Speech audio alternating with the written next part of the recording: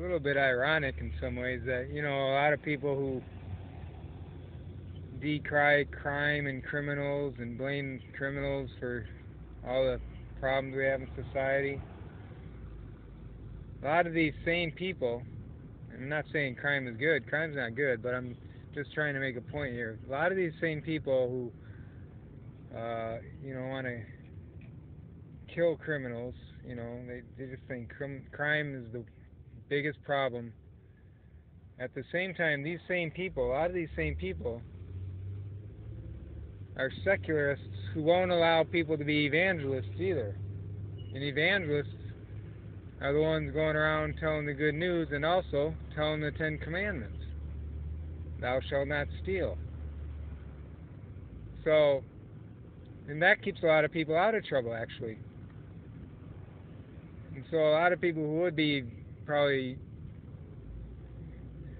maybe live a different life if they could in America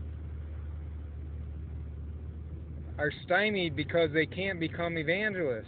Not really. You can become a pastor, but we're talking the education track. But a lot of the criminals, of course, come from the non-educated classes.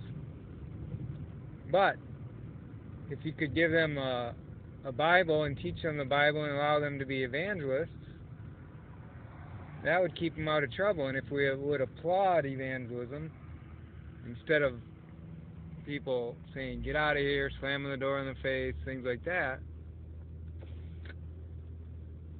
we would actually solve a lot of, we would actually make crime go down, I think.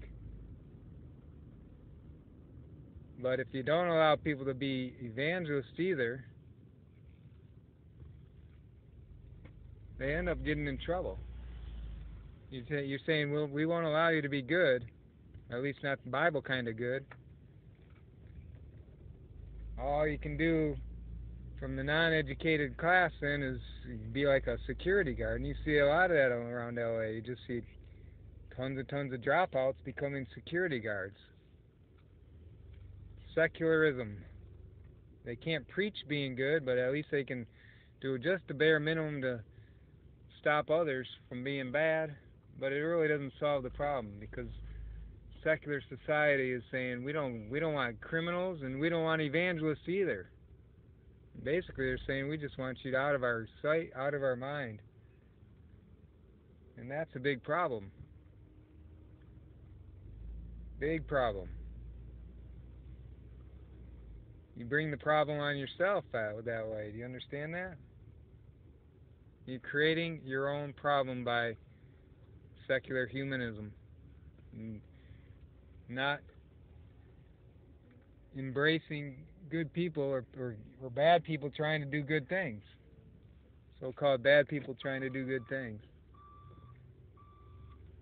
You gotta let people be what they're called to be, especially the biblical route, and say, hey, that's good. And atheists are to blame for that. And so they really can't get mad at criminals because they actually create some of the problems by not applauding biblical goodness.